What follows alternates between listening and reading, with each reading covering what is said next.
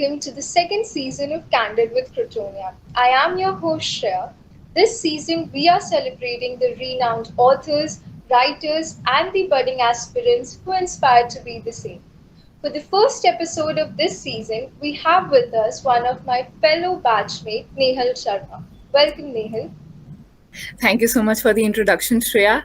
And I'm really honored to be in this interview. And just a little disclaimer before we start, my book was published in 2013, so it's been a lot of time. And I just like to say that many things have changed in the publishing world since. And since it's been a long time, some of the details are a little fuzzy in my head, but I'll try my best to narrate my experience to the best of my ability. Like to tell our audience what was the name of your book? Yeah, sure. So my book was named Bablina in Faraway Lands, and Bablina is the name of the character that I invented. And she was a 10-year-old girl in the stories. It's actually a set of three adventure stories. So it's a compilation of three stories, all revolving around the same character. And I wrote the first one when I was 7, the second one when I was 8, and the third one when I was 10. Could you tell us what actually inspired you to start writing your own book at such a young age?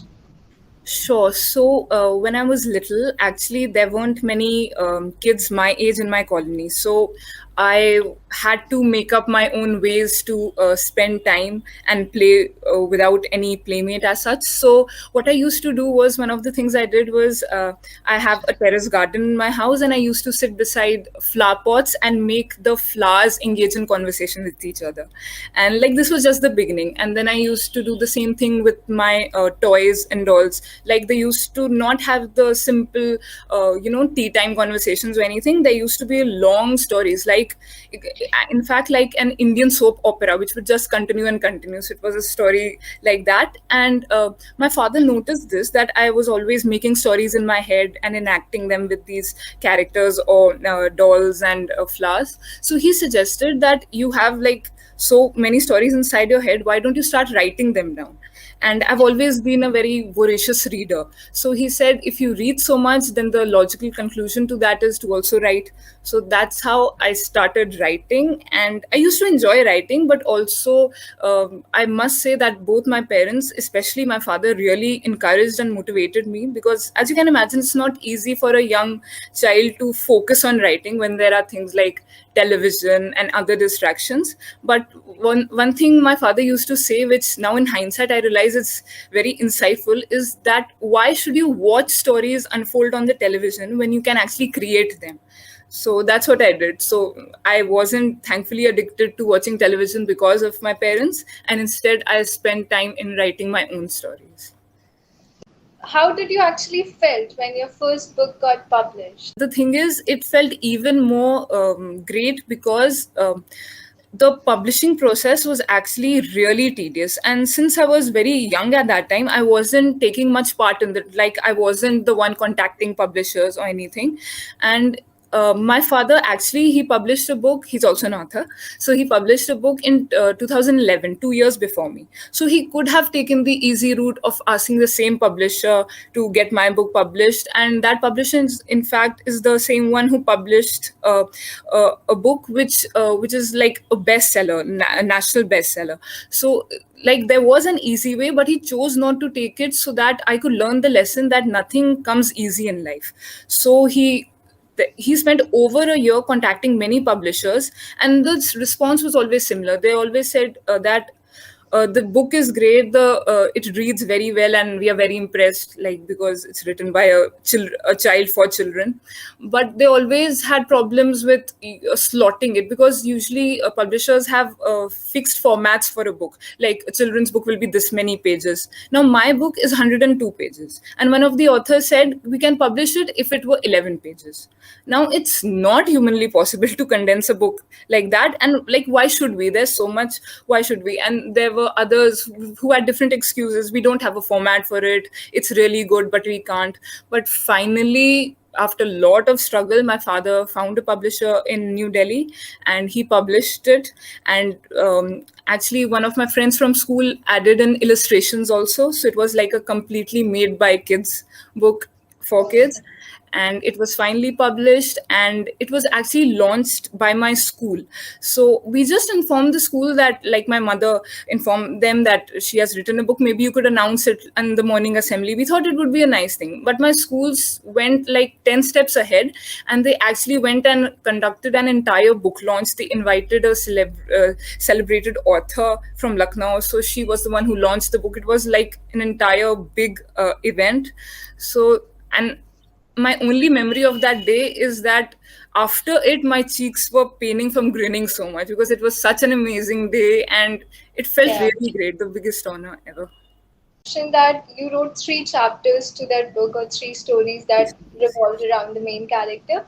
So why did you stop writing? Thing is, even when I was editing the first book, like my parents and I together, we were involved in the process of editing. The thing is, when you're so little, then you evolve really rapidly. And when you look back at something you've written even a year or two ago, it seems very childish. So even while editing the first story, which I wrote when I was 7, it seemed like, what have I written? What is this? Like, the plot was still okay, but the way of writing it was too childish. So a lot of editing was needed then. And the challenge is you have to retain the childlikeness of the story because it's intended for children, but it doesn't have to be childish. It doesn't have to seem really immature. So after this was published, I actually have written like approximately 150 pages of another book, and it was intended to be a long story, but the thing is I wrote it across a long duration, and whenever I looked at the starting of the story, it seemed really childish again. And sometimes it's just not possible to change something childish, and this challenge I said of retaining childlikeness but not the childishness. So it got really tough to continue a story which I had started so young.